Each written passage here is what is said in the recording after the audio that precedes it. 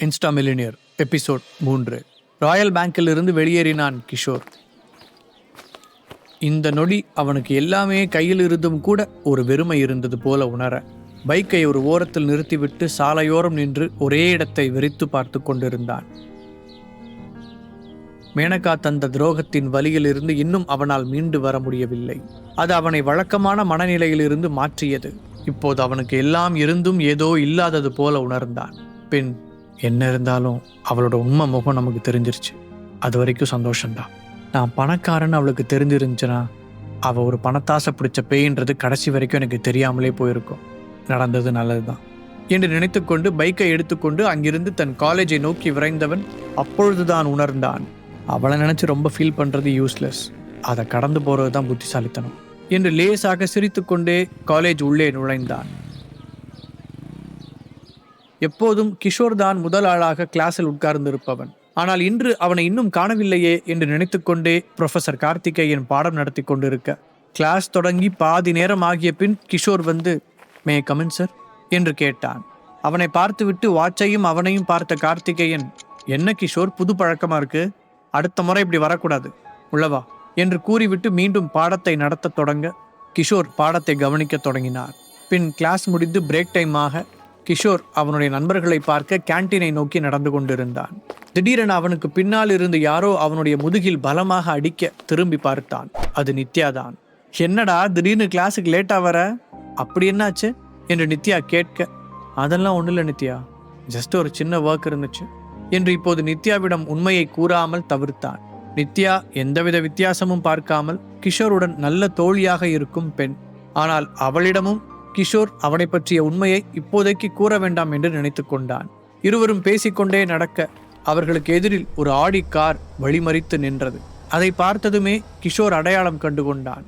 கௌதம். காரில் இருந்து கௌதம் மற்றும் மேனகா இறங்க அவர்களை அதிர்ச்சியுடன் பார்த்த நித்யா இப்போது கிஷோரை பார்த்தாள். என்ன நடந்திருக்கும் என்பது புரிய, எல்லாம் ஒன்ன சொல்லணும் கிஷோர், எத்தனை முறை சொல்லியிருக்கேன், பணத்தை இப்படி உனக்காக இல்லாம வேற யாருக்காகவும் செலவு செய்யாதன்னு. நீ படுற கஷ்டத்துக்கு உனக்கு சேவிங்ஸ் வேணும்னு. நீ தான் இவன் என்னமோ உலகத்திலே இல்லாத பொண்ணு மாதிரின்னு சொல்லிட்டு உன் பணத்தை மொத்தமா இவளுக்கு செலவழிச்ச. இப்ப பாரு உன்னை எங்க கொண்டு வந்து நிப்பாட்டியிருக்கான்னு என்று கோபமாக நித்யா கூறிவிட்டு மேனகாவை பார்த்தாள். ஆனால் மேனகாவிற்கு அன்றைக்கு நடந்ததை நினைத்து மனதில் வருத்தம் இருந்தது. கிஷோரின் நல்ல மனம் பற்றி அவளுக்கு தெரியும்.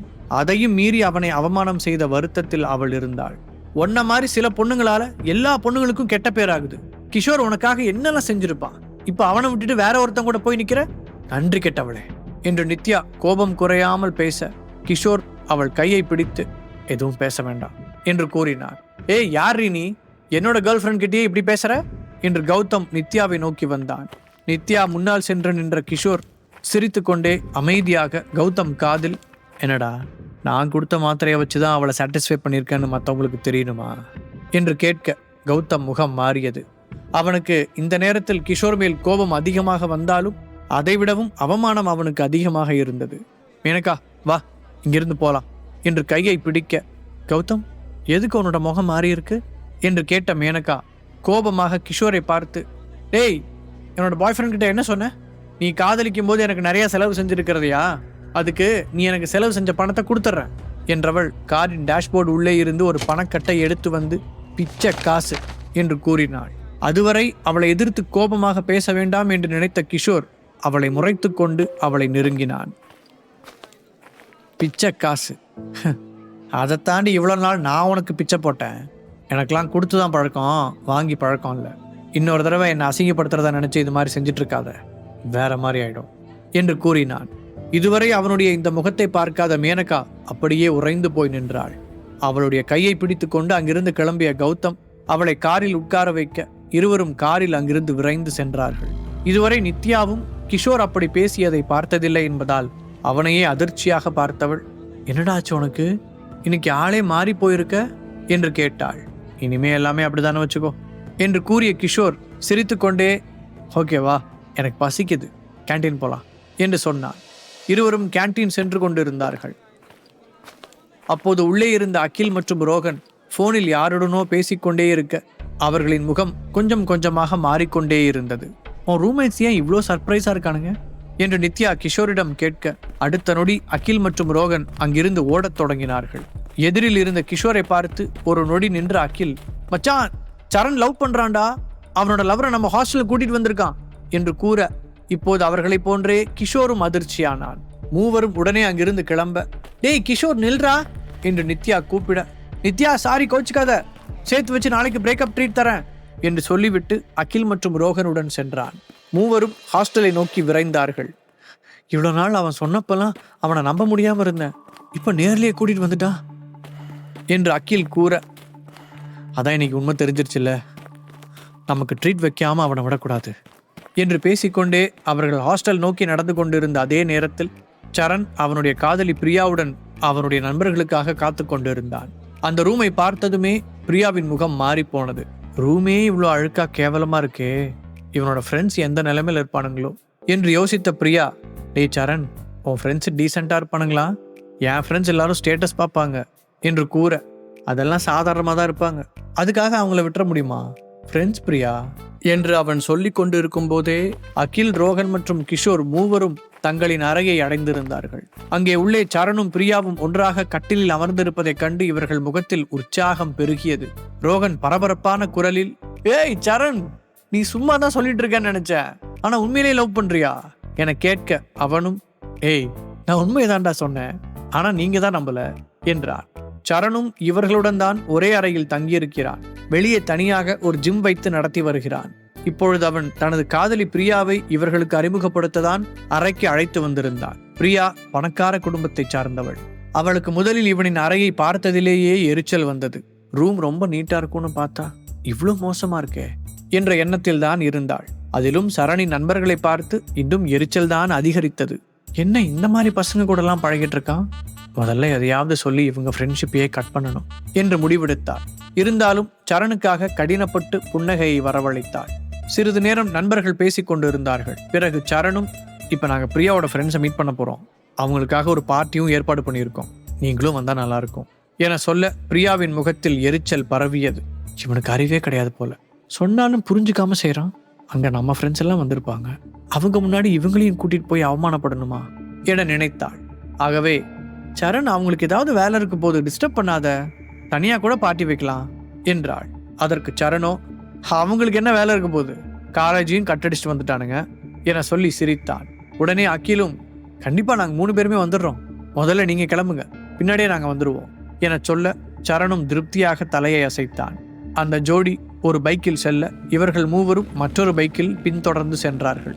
பிரியாவும், ஏய் சரண், உனக்கு அறிவே கிடையாதா, அங்க என்னோட ஃப்ரெண்ட்ஸும் வந்திருப்பாங்க, அங்க போய் இவங்க ஏதாவது தப்பா நடந்துக்கிட்டா அவங்களாம் என்னை பத்தி என்ன நினைப்பாங்க என்று கேட்டார். சரணும், அப்படிலாம் நடக்காது, நீ முதல்ல அமைதியா வா என சொல்லி சமாதானப்படுத்தினான். கிஷோருடைய அந்த பழைய பைக்கில் கிஷோர், அகில் மற்றும் ரோகன் சென்று கொண்டிருந்தார்கள். கிஷோர் தான் பைக்கை ஓட்டி கொண்டிருந்தான். மச்சான், அந்த பிரியா பொண்ணுக்கு நம்மளை பார்த்ததுல சந்தோஷம் இல்லைன்னு நினைக்கிறேன், அவன் நம்மளை பார்த்த விதமே சரியில்லை என்று ரோகன் கூற, ஆமா உண்மைதான், அதுக்காக என்ன செய்யறது, சரண் நம்ம ஃப்ரெண்டு, அவனுக்காக தான் நாம போறோம், அவ்வளவுதான்.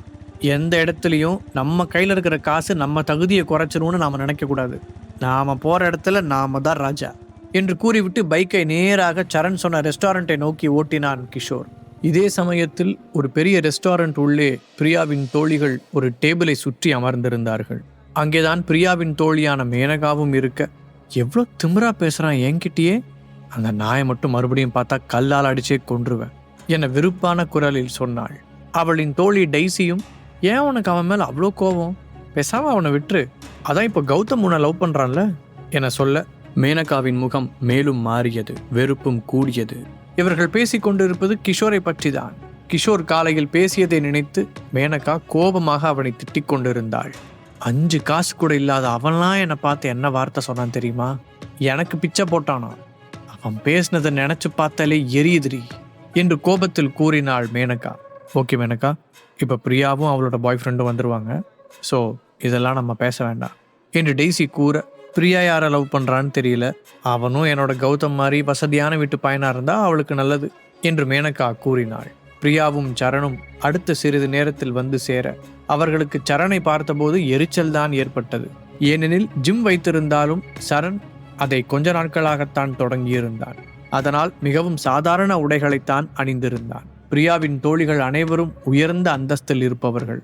சரணும் நம்மளை பார்த்ததுக்கே இப்படி மூஞ்ச தூக்குறாங்களே, இன்னும் நம்ம ஃப்ரெண்ட்ஸை பார்த்தா என்ன செய்ய போறாங்களோ என நினைத்து குழம்பினான். அடுத்த சில நிமிடங்களில் அங்கு அகிலும் ரோகனும் நுழைந்தார்கள். மேனகா அவனை பார்த்ததும் இவனா என்று முகத்தை சுளித்தாள். சரண் கிஷோரின் நண்பன் என்று அவளுக்கு நன்றாகவே தெரியும். இருவருக்கும் பின்னால் கிஷோர் தனியாக வந்தான். அவனை கவனித்த மேனகா மனதில் எரிமலை வெடித்தது. கிஷோரும் அங்கு மேனகாவை எதிர்பார்க்கவில்லை. மேனகா இங்கே எப்படி? அப்ப இவ பிரியாவோட ஃப்ரெண்டு போலையே என்று அவன் யோசிக்க, அவன் அருகே வரும் வரை காத்திருக்காமல் 2 எட்டில் அவனை நெருங்கி சென்ற மேனகா அவனது கன்னத்தில் பலார் என்று அறைய போக சரியாக கையை பிடித்து தடுத்த கிஷோர், உனக்கு என்ன பிரச்சனை என்று கேட்டான். உன்னாலதான்டா பிரச்சனையே, என்ன திமிரு இருந்தா நீ எனக்கு பிச்சை போட்டேன்னு சொல்லுவ என்று மேனகா கோபத்துடன் கூற, அதான உண்மை. நமக்குள்ள என்ன நடந்துச்சுன்னு மற்றவங்களுக்கு தெரியாம இருக்கலாம், ஆனா உண்மை உனக்கு தெரியும். அதான் நான் சொன்ன வார்த்தை குத்துது உனக்கு என்று கூறினான் கிஷோர். சரண் மற்றும் பிரியாவுக்கு என்ன நடக்கிறது என்று மெதுவாகத்தான் புரிந்தது. கிஷோரை எதுவும் செய்ய முடியாமல் அங்கிருந்து விலகிச் சென்ற மேனகா நேராக இன்னொருவன் மேல் மோத சாரி என்று கேட்டு விலகினாள். ஆனால் எதிரில் அவளை இடித்தவன் போதையில் இருக்க அவளை மேலும் கீழும் பார்த்து, செம்மையா இருக்க, இன்னைக்கு ஒரு நாள் என் கூட இருக்கிறியா, உன் ரேட் எவ்வளோன்னு சொல்லு என்று கேட்க மேனகா கோபமாக அவனை முறைத்தாள். அதை தள்ளி நின்று கிஷோரும் பார்த்து கொண்டிருந்தான். அவளுக்கு உதவ வேண்டும் என்று அவன் மனதில் தோன்றியது. அதற்காக கிஷோர் அவளை நோக்கி சென்றான். அதற்குள் மேனகா கிஷோர் மேல் இருந்த கோபத்தை எல்லாம் சேர்த்து வைத்து எதிரில் இருந்தவனை பலார் என்று அறைந்தாள். அறைந்த அறையில் போதையில் இருந்தவன் நிலை தடுமாறி கீழே விழுந்தான். மேனகா அவனை கடந்து அந்த ரெஸ்டாரண்டை விட்டு வெளியே சென்றாள். உடனே சரண், ரோகன் மற்றும் அகில் கிஷோரிடம் வந்தார்கள். டே மச்சான், சாரிடா, இப்படி நடக்கும்னு எதிர்பார்க்கல. மேனகா பிரியாவோட ஃப்ரெண்டுன்னு எனக்கு தெரியாது, இல்லைனா உன்னை இங்கே வர சொல்லியிருக்கவே மாட்டேன் என்று சரண் கூற, என்னடா மச்சான் நீ, உன் மேலே எந்த தப்பும் இல்லடா, இதெல்லாம் நீ என்கிட்ட சொல்ல வேண்டிய அவசியம் இல்லை, ஃப்ரீயா விடு, பார்த்துக்கலாம் என்று கூறினான் கிஷோர். ஆனால் அங்கிருந்த பிரியா மற்றும் மேனகாவின் மற்ற தோழிகள் கிஷோரை ஒரு மாதிரி பார்க்க கோபத்துடன் அங்கிருந்து வெளியேறினான். அவன் நேராக அவனுடைய அறைக்கு சென்ற கிஷோர் மேனகா தன்னுடைய வாழ்வில் தொடர்ந்து வந்து கொண்டிருந்ததை நினைத்து கோபமானான். எதுக்கு அவ என்னை விட்டு பிரிஞ்சாலும் தொடர்ந்து என்னோட வாழ்க்கைக்குள்ள வந்துகிட்டே இருக்கா? ஒரே காலேஜ்ல இருந்தா இந்த மாதிரி நடக்கிறது சகஜம்தான், இதுக்கெல்லாம் கோவப்படாத கிஷோர் என நினைத்து கொண்ட அவன் அமைதியாக படுத்து கண்களை மூடியவன் அவனை அறியாமலேயே சில நிமிடங்களில் தூங்கினான்.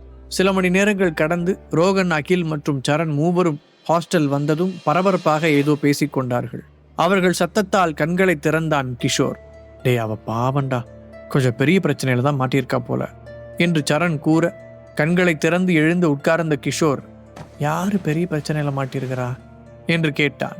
மச்சான், காலையில மேனகா அவங்கிட்ட பேசிட்டு போன உடனே ஒரு குடிகாரனை அரைஞ்சால, ஞாபகம் இருக்கா என்று கேட்டான் சரண். ஆமா, அதுக்கு என்ன என்று கிஷோர் கேட்க, அவன் சக்தி குடும்பத்தோட வாரிசு, அவங்க ஃபேமிலி கீழே தான் மேனகா அப்பாவே பிஸ்னஸ் பண்றாரு.